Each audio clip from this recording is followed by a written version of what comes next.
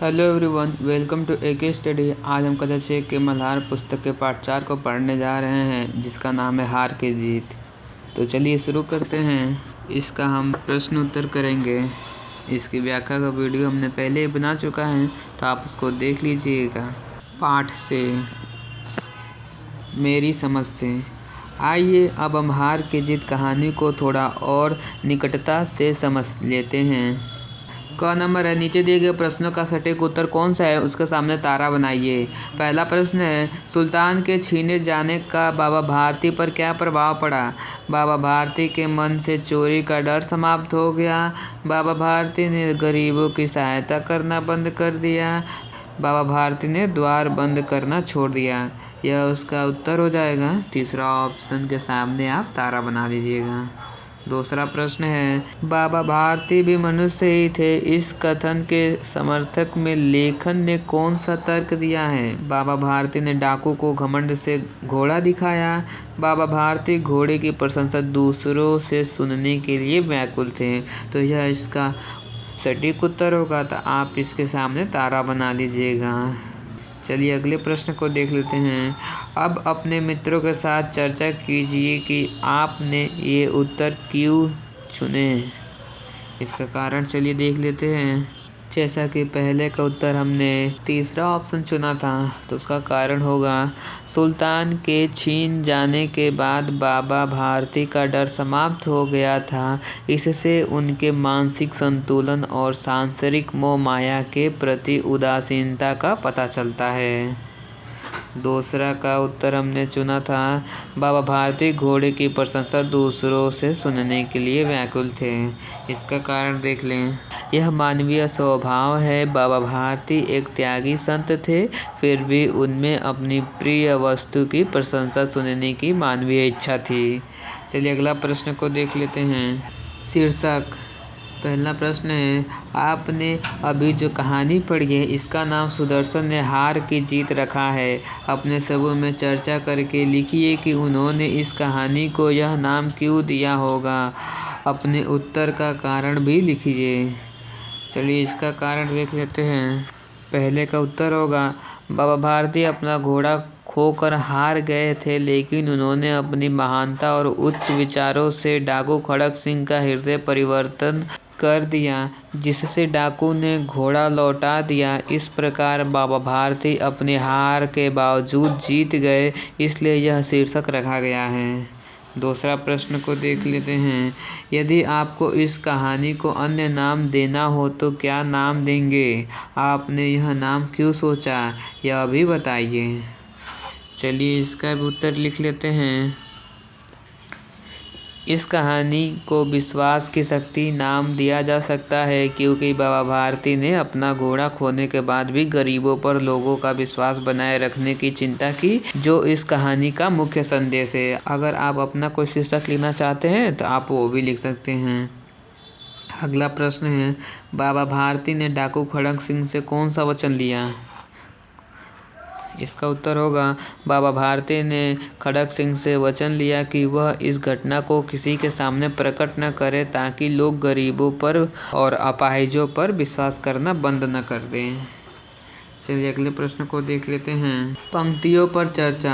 कहानी में से चुनकर कुछ वाक्य नीचे दिए गए हैं, इन्हें ध्यान से पढ़िए और इन पर विचार कीजिए। आपको इनका क्या अर्थ समझ में आया, अपने विचार लिखिए। चलिए पहले वाक्य को देख लेते हैं। भगवत भजन से जो समय बचता वह घोड़े को अड़पड़ हो जाता। इसका अर्थ क्या होगा, इसको भी देख लें। यहाँ पर हम अर्थ लेकर आए हैं, इसको आप अपने पाठ्य पुस्तिका में लिख लीजिएगा। बाबा भारती अपने पूजा पाठ के बाद बचा हुआ पूरा समय सुल्तान की देखभाल में बिताते थे, जो उनके गहरे प्रेम को दर्शाता था। दूसरा वाक्य है, बाबा ने घोड़ा दिखाया घमंड से, खड़क सिंह ने घोड़ा देखा आश्चर्य से। इसका अर्थ होगा, बाबा भारती को अपने अद्वितीय घोड़े पर बहुत गर्व था, जबकि खड़क सिंह उनकी सुंदरता और चाल को देखकर हैरान यानी आश्चर्यचकित रह गया था। अगला वाक्य है, वह डाकू था और जो वस्तु उसे पसंद आ जाए उस पर अपना अधिकार समझता था। इसका अर्थ होगा, यह खड़क सिंह के स्वभाव को दर्शाता है कि वह किसी भी मनपसंद चीज़ को जबरदस्ती या ताकत के बल पर हासिल कर लेता था। अगला वाक्य है, बाबा भारती ने निकट जाकर उसकी ओर ऐसी आंखों से देखा जैसे बकरा कसाई की ओर देखता है और कहा, यह घोड़ा तुम्हारा हो चुका है। चलिए इसका भी अर्थ समझ लेते हैं। यहाँ बाबा भारती की निराशा और दुख व्यक्त हुआ है। उन्होंने हार मान ली थी और वे घोड़े को ऐसे देख रहे थे जैसे यह उनका अंतिम समय हो। चलिए अगला वाक्य को देख लेते हैं। उनके पांव अस्तबल की ओर मुड़े, परंतु फाटक पर पहुंचकर उनको अपनी भूल प्रतीत हुई। इसका अर्थ समझ लें। बाबा भारती को घोड़े के खोने का इतना दुख था कि वे आदतन अस्तबल की ओर चले गए, लेकिन वहां पहुंचकर उन्हें याद आ गया कि घोड़ा अब वहां नहीं है, क्योंकि घोड़ा को डाकू खड़क सिंह लेकर गया था। अगले प्रश्न को देख लेते हैं। सोच विचार के लिए कहानी को एक बार फिर से पढ़िए और निम्नलिखित पंक्ति के विषय में पता लगाकर अपनी लेखन पुस्तिका में लिखिए। दोनों के आंसुओं का उस भूमि की मिट्टी पर परस्पर मेल हो गया। पहला प्रश्न है, किस किस के आंसुओं का मेल हो गया था? चलिए इसका उत्तर देख लेते हैं। बाबा भारती और डाकू खड़क सिंह के आंसुओं का मेल हो गया था। दूसरा प्रश्न है, दोनों के आंसुओं में क्या अंतर था? बाबा भारती के आंसू घोड़े के वापस आने की खुशी के थे, जबकि खड़क सिंह के आंसू अपनी गलती के पश्चाताप यानी पछतावे के थे। चलिए अगले प्रश्न को देख लें। दिनचर्या। पहला प्रश्न है, कहानी पढ़कर आप बाबा भारती के जीवन के विषय में बहुत कुछ जान चुके हैं। अब आप कहानी के आधार पर बाबा भारती की दिनचर्या लिखिए। वे सुबह उठने से लेकर रात को सोने तक क्या क्या करते होंगे, लिखिए। इस काम में आप थोड़ा बहुत अपनी कल्पना का सहारा भी ले सकते हैं। चलिए इसका उत्तर लिख लेते हैं। बाबा भारती का दिनचर्या लिख कर लेकर आए हैं। अगर आप चाहें तो और अपने कल्पना कर और चीज़ें ऐड कर सकते हैं। चलिए जो लाए हैं उसे पढ़ लेते हैं। वे सुबह उठकर ठंडे जल से स्नान करते, भजन कीर्तन और पूजा पाठ करते थे। इसके बाद वे अपने घोड़े सुल्तान की देखभाल करते और शाम के समय उस पर सवार होकर 8-10 मील घूमते थे। दूसरा प्रश्न है, अब आप अपनी दिनचर्या भी लिखिए। ये आपको खुद से करना है, ठीक है। जैसे आप सुबह उठते हैं, तैयार होकर स्कूल जाते हैं, वापस आकर अपना होमवर्क करते हैं, ये आपको और अच्छे से लिखना है। चलिए अगले प्रश्न को देख लेते हैं। कहानी की रचना। पहला प्रश्न है, इस कहानी की कौन कौन सी बातें आपको पसंद आई, आपस में चर्चा कीजिए। इसका उत्तर देख लेते हैं। कहानी का यह संदेश बहुत अच्छा लगा कि विश्वास मानवता का एक महत्वपूर्ण आधार है। साथ ही बाबा भारती का समर्पण और खड़क सिंह का पश्चाताप दिल को छू लेने वाला था। दूसरे प्रश्न को देख लेते हैं।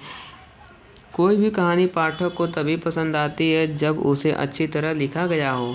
लेखक कहानी को अच्छी तरह लिखने के लिए अनेक बातों का ध्यान रखते हैं, जैसे शब्द, वाक्य, संवाद आदि। इस कहानी में आए संवादों के विषय में अपने विचार लिखें। अपने विचार यहाँ पर लिखने हैं, तो चलिए आप चाहे तो आप अपने खुद के विचार लिख सकते हैं। यहाँ पर मैं अपना विचार लिखा हूँ। कहानी के संवाद बहुत सरल और प्रभावी हैं। ये दोनों पात्रों की मनस्थिति और उनके विचारों को साफ झलकाते हैं, जिससे कहानी एकदम सजीव यानी लाइव और रोचक लगती है। चलिए अगले प्रश्न को देख लें। मुहावरे कहानी से।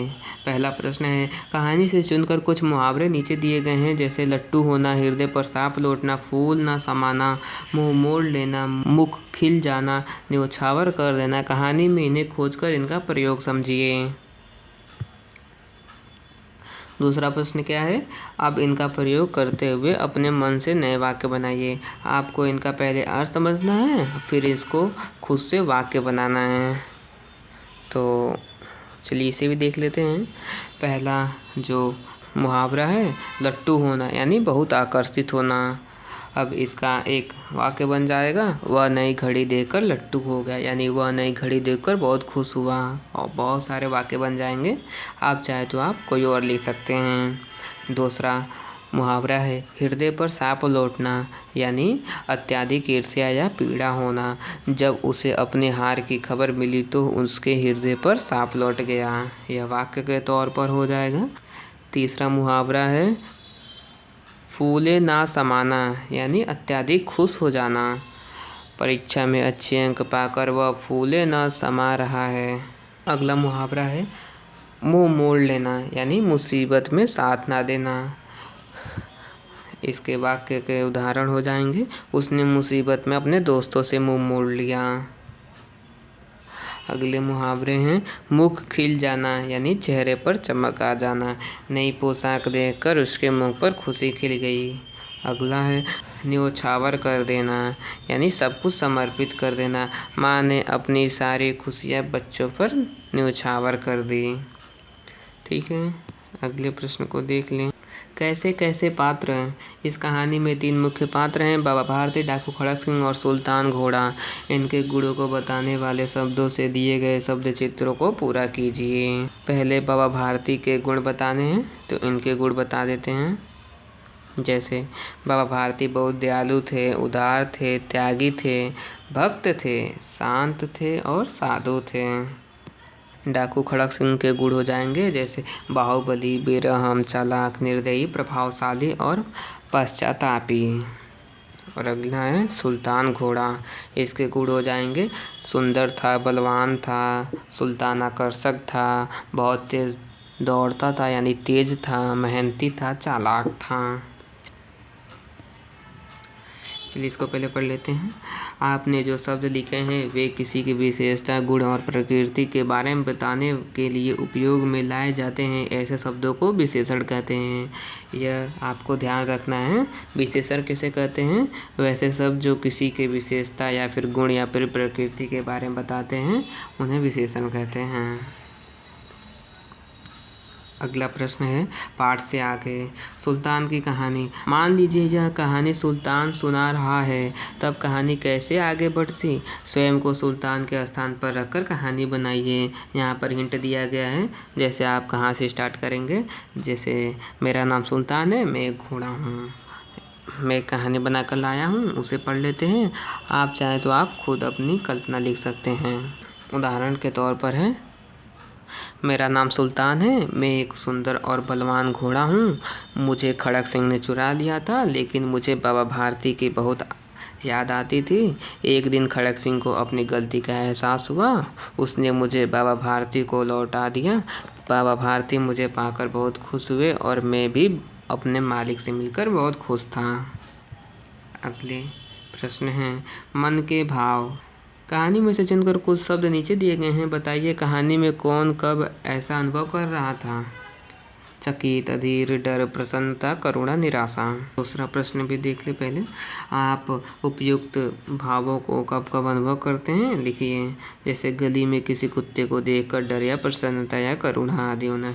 गली में किसी कुत्ते को देखकर क्या होती है? डर होती है, डर का अनुभव करते हैं। तो आपको असल जीवन में भी बताना है और कहानी में कौन ऐसा अनुभव कर रहा था। जैसे चकित कौन अनुभव कर रहा था, ये सब लिखने हैं इसी तरह। तो पहले शब्द हैं चकित। कहानी में कब इसका उपयोग हुआ? जब खड़क सिंह सुल्तान की सुंदरता देखकर आश्चर्यचकित हुआ था। असल जीवन में कब होता है? ये आपको अपने तौर पर लिखना है। तो यहाँ पर जैसे मैं लिखा हूँ, जब मैं कोई नई या अद्भुत चीज़ देखता हूँ, तो आपको खुद से लिखना है। अधीरता। कहानी में खड़क सिंह घोड़े की चाल देखने के लिए अधीर था, यानी उतावला था। असल जीवन में कब होता है? जब मुझे कहीं जाना हो और इंतज़ार करना पड़े। अगला शब्द है डर। डर।